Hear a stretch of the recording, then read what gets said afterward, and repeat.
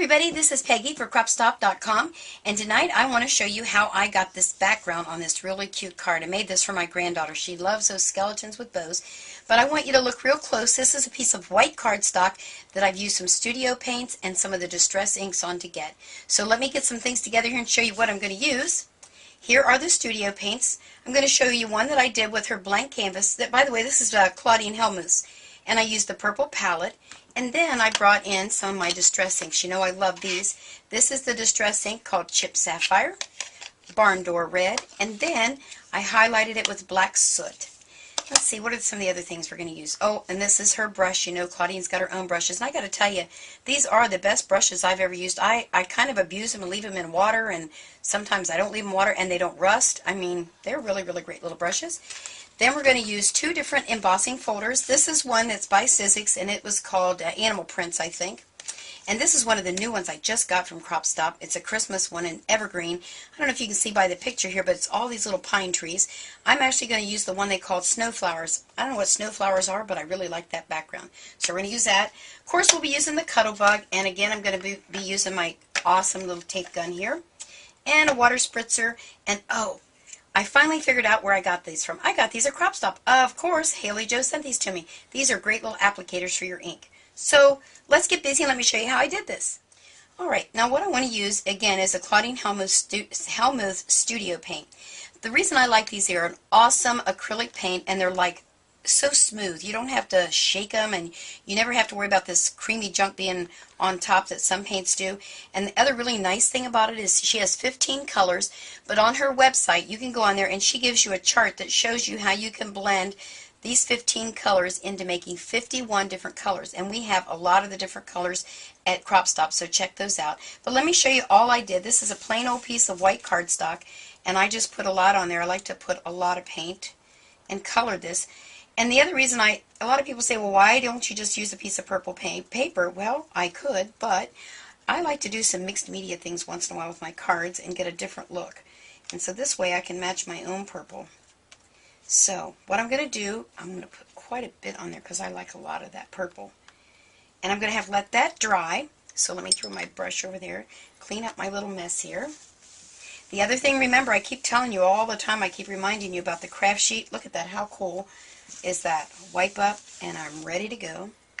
So now what I did before the video started, I went ahead and took another piece of the white paper and I painted it with her blank canvas. And I did that because I wanted to show you on this one, let me get some things up, what I'm going to do next. I've got the paint on there, and it's given it a different texture. Now I just rubbed purple on, but it doesn't matter.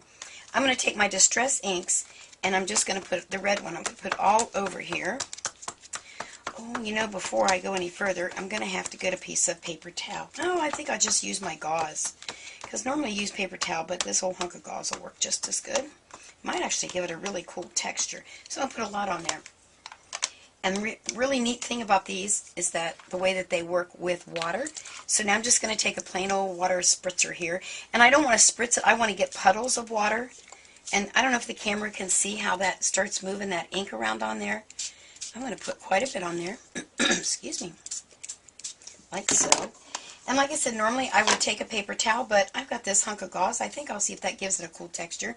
And I'm just going to put it down once and pull it off. Is that like too awesome? It just gives your paper a whole different texture. Now you're probably looking at that and going, yeah, it looks like a puddle of mess to me. But let me dry this with my heat tool and run it through the Cuttlebug and show you how awesome it turns out. I'll be right back. Well, I've dried that now with my heat tool, and then I'm going to stick it inside my Cuttlebug folder. I went ahead and inked up the purple with the Chip Sapphire, and I'm going to show you that one as well. Let's do this one first. And stick it in there. Again, it's an A plate, a B plate, your folder paper, and another B plate, and then we just roll her through there. Like so.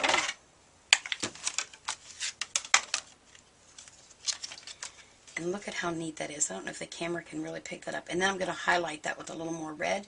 Now let me show you the real quick one you can do with the purple, which is what I used on our card today. How easy that goes through. That's just too stinking cool. Alrighty. Now, if you get paint inside your folder, which luckily I didn't, but sometimes you might get some. Make sure you wipe that out real good before you use it on your next project, or even if you ink these up first like some folks do, make sure you clean them because it won't really adhere to your plastic that your folder's made out of, and your next card will have that color on there. So let me move this out of the way real quick and show you what I did next. I took the black, I'm going to use the purple here real quick since it's in front of me, used my little applicator, got me some black ink on there, and then just very lightly go over the embossed area. Now some of it will get on the background, but it just gives it a really interesting technique and look. Now where there's a lot of purple, I kind of skipped that in the card and just left a little more, I just think it gives a little more dimension to it. I might put a little bit on the edges. So there is that background. So it's a totally different distressed kind of look. Let me bring the card back in. Can you kind of see how that really goes right along with the girl's rock card? So that's that. Then what I did on the Christmas one, let me bring my little goodies in here. Let's reach across. I hate reaching across the camera, but I can't help it. I have to. Now, I used one of my little applicators that I got, of course, from Crop Stop. You know, I should have probably maybe picked a different color. This might not show up as well. Well, it doesn't. So, I'm going to do something really funky and see what happens. I don't know what it'll look like, but you know what? We'll just try it. It won't be a Christmas card now. I'll try something real different. I want you to be able to see, actually, you know what? That's turning out pretty cool. I want you to be able to see how you can get the different textured looks by the inks, because these distress inks are just really, really awesome. You know, Steve, I got to tell you, I'm kind of liking this with the darker now that I'm doing it.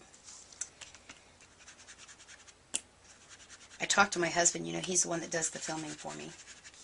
Ooh, now I'm kind of liking that. Yeah. Alright, well that was using the black soot ink over top of the red. So you can do some really awesome stuff with that. Of course, I'll make a card and put that out there so you can see it. But what I did on this one, I cut some trees out, and I just wanted to show you how quickly you can make a Christmas card.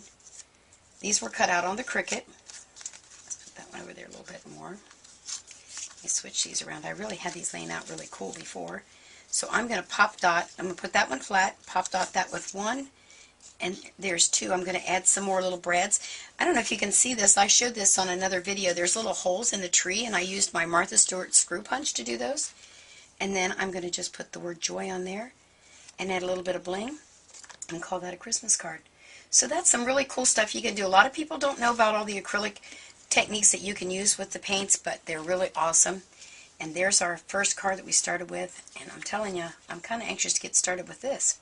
So that's everything I can show you tonight. We did a little bit of distress inks, and again used those Martha got her name in there. Well, we did use Martha Stewart screw punch, but we used Claudine Hellman's Studio Paint, and then of course I attached everything with my big ATG gun. Well, that's it for me tonight. I hope you enjoyed this little technique with some paint and water and distress inks. Give it a try and let's see what you can do. Have a great day. Bye.